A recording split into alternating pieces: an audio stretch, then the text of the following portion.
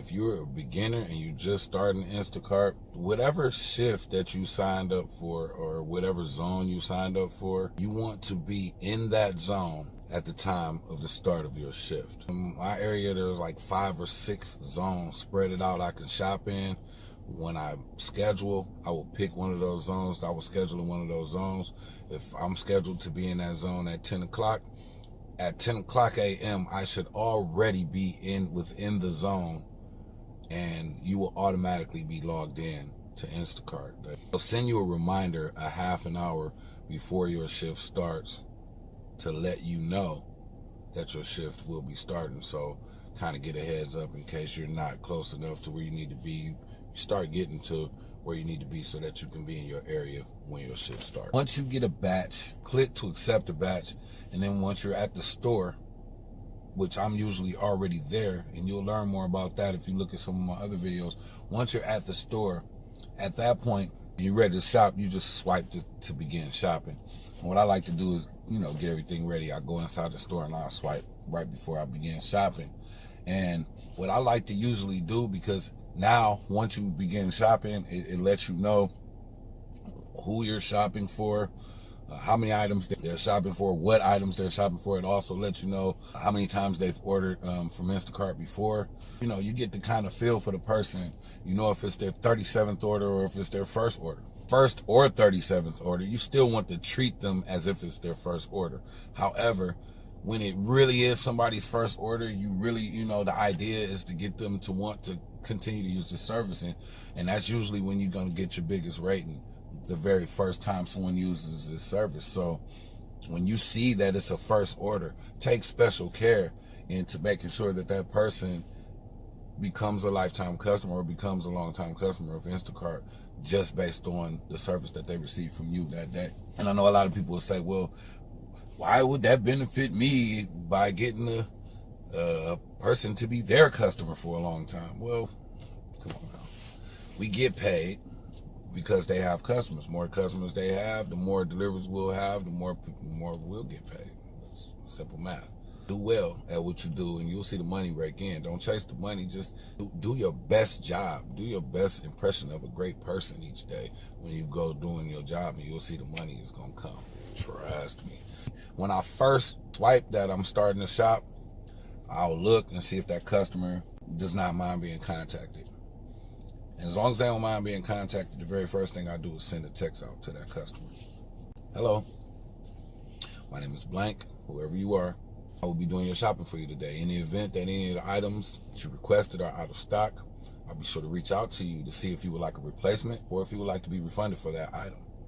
Also, if there's anything that you may have left off of your list that you may want to add while I'm still in the store shopping, please feel free to reach out to me and let me know, and I'll be sure to add those items in for you. Let me tell you something that's very important about that. For one, customers, the people who do respond, because a lot of people don't use text or whatever, the people who do respond, most of them really appreciate that you reached out to them. Secondly, that they have some say-so of what's going on while you're in the store shopping, okay? That you cared about what they got. That you didn't just go and say, well, they're out of Cheerios, let me get chocolate-flavored Cheerios. In some situations, that may be okay. In that one particular situation, that may have everything to do with the tip you receive, the rating you receive, by getting that customer the wrong. You're spending that customer's money on something they may not even want. So you have to be careful. One thing Instacart has done lately, and I really like, I'm not sure if it's something that they added into the app, but I know I've seen it a lot more lately, where the customer has picked out their own replacements. Now this is very helpful. So you out there shopping and you get somewhere and you're like, oh my God, they don't have any more. You talk to the guy and he looks in the back and he said, I'm sorry, man, we're out of that. We won't have any more till tomorrow. Okay. Now you're like, dang, I got to reach out to this customer and let them know that they don't have 2% milk. Okay. In the store. A lot of times, customers, they're okay with that. It's like, yeah, I talk to the people in the back, and you let them know and they'll tell you whatever else it is that they want, if they want anything. But Now they have in the app where they get to pick their own replacement. So when you look in the app, it'll say this customer has picked their own replacement. So if you don't have it, it shows you what else they would prefer. And that kind of saves you some time, because when there's multiple items that is not available and you have to keep reaching out to the customer, it can take up some of your time. And that's the one thing, that's the disadvantage when it comes to Instacart. They're all about timing, but they don't take into consideration that sometimes you run across those little bumps. Like you get somewhere and they have to go in the back room and see if it's there, and then they come back out and say they don't have it. Then you text the customer, and maybe the customer is not tech savvy, so maybe they didn't even realize you text them until 15 minutes later. You're in the store and you getting ready to go to the checkout, and then they finally say, oh yeah, sure, I'll take these instead. And then you have to stop and you have to go back and you got to do all that, and Instacart does not take any of that into consideration. And it seemed like that they would, seeing that they can see the conversation and communications that you're having with the customer. I know it'll probably be a little difficult to monitor, but I just don't feel like the shoppers should take that hit all the time just for trying to make sure that they're giving, getting the right stuff for the people and for the people's money. That's just a little insight into shopping. When you get in there, you just want to move fast. But me, I'm on quality over quantity any day. It's all about quality. It's not about speed. It is about speed to an extent, but not if quality is sacrificed because of the speed.